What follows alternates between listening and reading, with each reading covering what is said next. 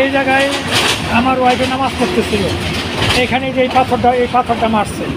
সরিষাবাড়ি থেকে জামালপুর এক্সপ্রেস ট্রেনে করে ঢাকায় ফিরছিলেন সোহরাব আলী ও সাইফুন নাহার দম্পতি। 29-30 নম্বরে বসেছিলেন তারা। ইফতার শেষে আনুমানিক সন্ধ্যা 7টার দিকে পিয়ারপুর নামক স্থানে ট্রেনটি পৌঁছে। তারপর হঠাৎ করে বিকট শব্দ, জানালায় পাথর নিক্ষেপ করা হয়েছে। শব্দ শুনে যাত্রীদের মধ্যে শুরু হয় হই হুল্লোড়, আতঙ্ক। ঘটনা শনিবারের। বাইরে থেকে শক্তিশালী পাথর নিক্ষেপে ভেঙে চূর্ণ বিচূর্ণ হয়ে যায় জানালার কাচ। খণ্ডিত অংশ ছড়িয়ে ছিটিয়ে পড়ে কামরা জুড়ে। সাইফুন নাহার তখন ইফতার করে নামাজ আদায় করছিলেন। তিনি অক্ষত থাকলেও বিকট শব্দ শুনে তার কাছে মনে হয়েছে ট্রেনটি বুঝি ধ্বংস হয়ে গেছে। একই সময় পার্শ্ববর্তী বগিতেও এরকম ঘটনা ঘটে, অর্থাৎ পরপর দুটি বগি লক্ষ্য করে বাইরে থেকে পাথর ছোড়া হয়েছে। ভেঙে গেছে শক্তিশালী জানালার কাচ।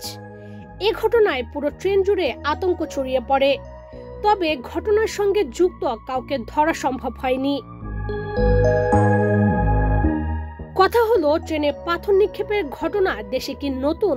মোটেই নয়। এসব ঘটনায় হতাহতের নজিরও অসংখ্য। জনসচেতনতা বৃদ্ধি সহ আইন শৃঙ্খলা বাহিনী মোতায়েন করে চলন্ত ট্রেনে পাথর নিক্ষেপ শূন্যের কোঠায় নামিয়ে আনা সম্ভব হচ্ছে না। দেশে সব রেল লাইন উন্মুক্ত হওয়ায় পাথর নিক্ষেপের ঘটনা বেশি ঘটে। কারা এই পাথর নিক্ষেপকারী? এ নিয়ে সাধারণ মানুষের মধ্যে আগ্রহের কমতি নেই। যেখানে মানুষ যাত্রী হয়ে যাচ্ছে সেখানে নিক্ষেপ করা হচ্ছে পাথর। এটা সভ্য ও মানবিক সমাজে ভাবা যায়? অর্থাৎ মানুষ মানুষের কথা ভাবছে না। রেল পুলিশ বলছে দেশের অনেক জায়গা আছে যেখানে প্রায় সময় চলন্ত ট্রেনে পাথর নিক্ষেপ করে পালিয়ে যায় কিছু বিপদগামী শিশু ও কিশোর গ্যাং, দুর্বৃত্ত, বখাটে ও সুবিধা বঞ্চিত শিশু।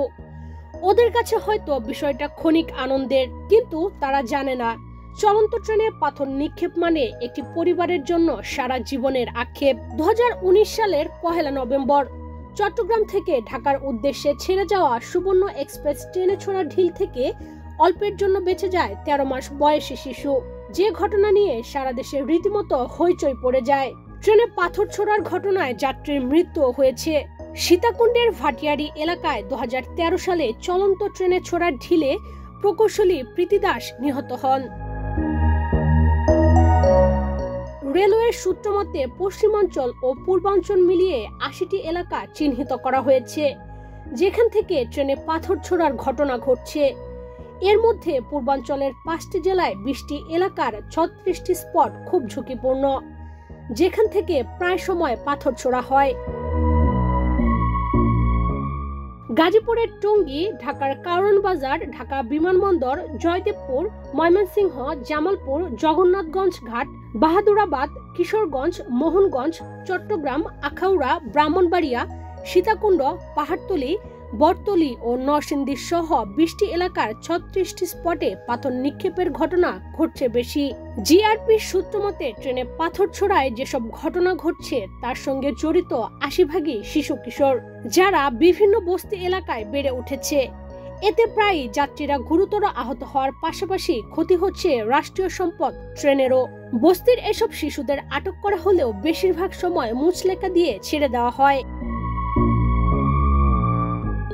রেলওয়ে আইনের 127 ধারায় ট্রেনে পাথর ছুড়লে যাবজ্জীবন কারাদণ্ড সহ 10,000 টাকা জরিমানার বিধান রয়েছে। পাথর ছোড়ায় যদি কারো মৃত্যু হয় তাহলে 302 ধারায় দোষীর মৃত্যুদণ্ডের বিধানও রয়েছে।